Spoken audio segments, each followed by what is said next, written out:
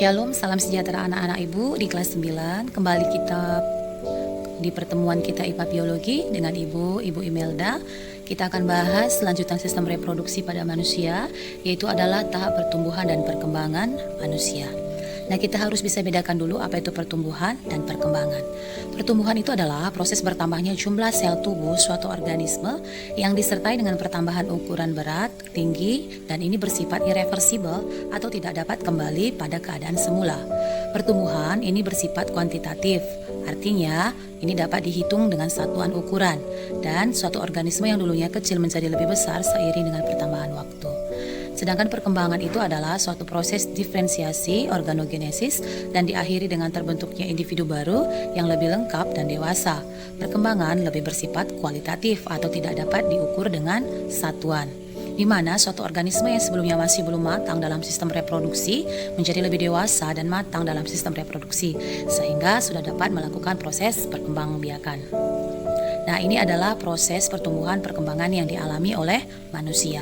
Ada dari tahap balita, anak-anak, remaja yang akan mengalami pubertas, nanti akan kita bahas, kemudian dewasa dan manula. Bayi dan anak-anak itu memiliki organ kelamin tetapi belum dapat melepaskan sel telur ataupun sel sperma. Pada masa pubertas, organ kelamin anak laki-laki dan perempuan ini akan berkembang menjadi sempurna. Selain itu terjadi pertumbuhan yang sangat pesat. Perubahan-perubahan inilah yang dikendalikan oleh zat kimia yang disebut sebagai hormon seks. Hormon seks ini dilepaskan dan dialirkan oleh darah melalui kelenjar hormon atau disebut juga kelenjar buntu. Pada wanita, indung telur ataupun ovarium ini akan menghasilkan hormon progesteron dan estrogen yang menyebabkan payudara membesar dan jaringan lemak itu membentuk tubuh. Pada pria, testis ini menghasilkan hormon seks yang disebut testosteron. Hormon testosteron inilah yang membuat tumbuhnya rambut-rambut halus pada wajah dan bagian tubuh tertentu selama proses pubertas, sehingga suara pada anak pria juga akan menjadi lebih berat, mempengaruhi pertumbuhan otot dan menghasilkan sel sperma. Ini adalah perbandingan antara perubahan fisiologis yang terdapat pada pria dan wanita yang mengalami proses pubertas pada remaja. Jadi ada pada perempuan dimulai dari usia 8 sampai 16 tahun dan pada pria itu 9 sampai 18 tahun. Kamu bisa perhatikan setiap tahap-tahapan perubahannya. Nah, kita akan bahas, nanti juga Ibu akan berikan sedikit videonya, itu mengenai siklus haid ataupun menstruasi.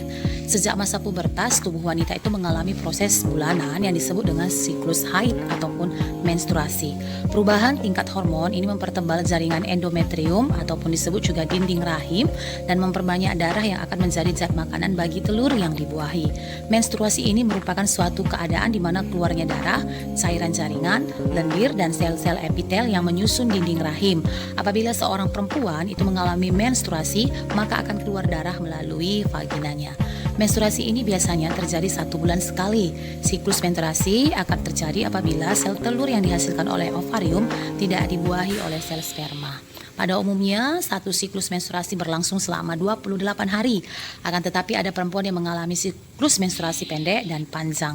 Seorang perempuan yang mengalami siklus menstruasi yang pendek ini akan berlangsung selama lebih kurang 18 hari, sedangkan wanita yang mengalami siklus menstruasi panjang ini akan lebih kurang sekitar 40 hari. Tahukah kamu bahwa siklus menstruasi ini dapat dibagi menjadi beberapa fase?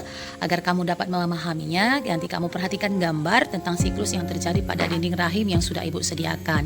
Fase pertama ini adalah fase menstruasi. Fase ini hormon FSH ataupun follicle stimulating hormone memicu berkembangnya folikel dalam ovarium. Hormon FSH adalah hormon yang dihasilkan oleh kelenjar pituitari ataupun hipofisis.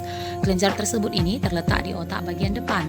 Pada fase ini, dinding rahim akan luruh dan seseorang akan mengalami proses menstruasi.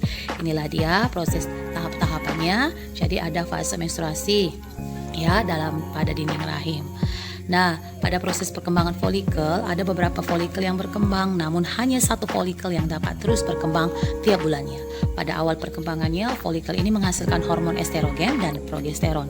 Hormon estrogen dan progesteron inilah yang akan memicu dinding rahim untuk menebal pada saat dinding rahim sedang mengalami fase proliferasi. Tujuan ini, menebalnya dinding rahim adalah untuk mempersiapkan tempat melekatnya embrio apabila sel telur itu dibuahi oleh sel sperma.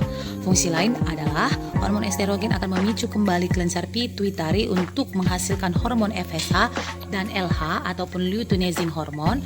Hormon LH inilah yang akan terus diproduksi dan ini akan meningkat secara mendadak. Peningkatan hormon LH inilah yang akan memicu pengeluaran sel telur dan folikel yang telah matang. Proses inilah yang disebut dengan ovulasi. Kalau kamu ingat, ovulasi adalah pelepasan sel telur dari ovarium. Nah, kita masuk ke ejakulasi. Pada alat reproduksi pria, spermatogonia akan matang menjadi spermatid. Spermatid itu matang menjadi spermatozoa ataupun disebut sperma. Proses ini pertama kali terjadi pada pubertas, yaitu sekitar 12-16 tahun. Sel sperma ini dapat bergerak, dia kaya akan DNA ataupun materi genetik dan memiliki kepala. Sperma ini dikeluarkan dari tubuh pada saat ejakulasi. Ejakulasi itu adalah pengeluaran cairan semen atau cairan yang mengandung sperma dari saluran uretra. Pada anak remaja pria, ejakulasi yang pertama kali ini terjadi pada saat mimpi basah. Dalam keadaan normal, itu terdapat sekitar 100 juta sel sperma per milimeter cairan semen ataupun cairan yang mengandung sperma.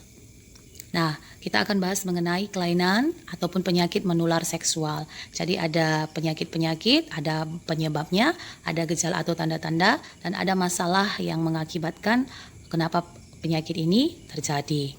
Nah, ini yang pertama ada gonorea atau disebut dengan kencing nanah. Ini penyebabnya adalah bakteri Neisseria gonorrhea. Kemudian ada penyakit chlamydiasis, ini penyebabnya adalah bakteri Chlamydia trachomatis. Kemudian ada penyakit sifilis ataupun disebut dengan lain namanya raja singa. Ini penyebabnya adalah bakteri Treponema pallidum.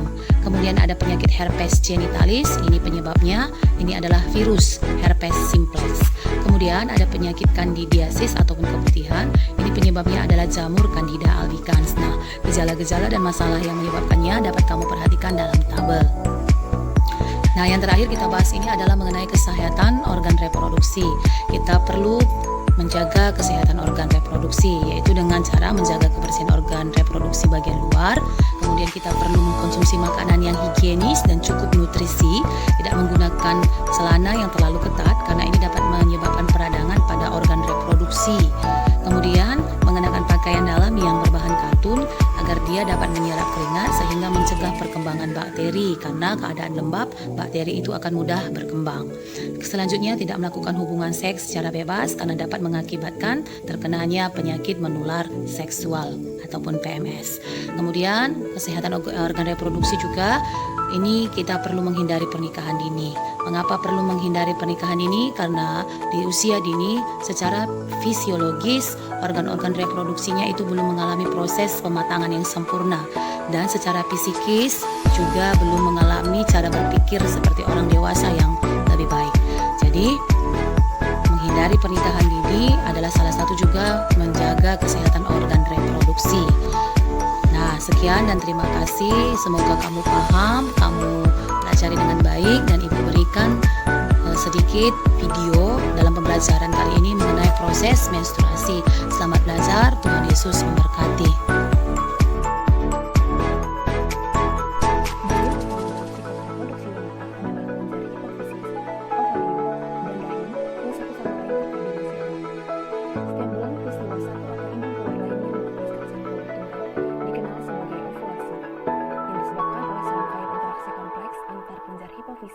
Ovarium, dan rahim.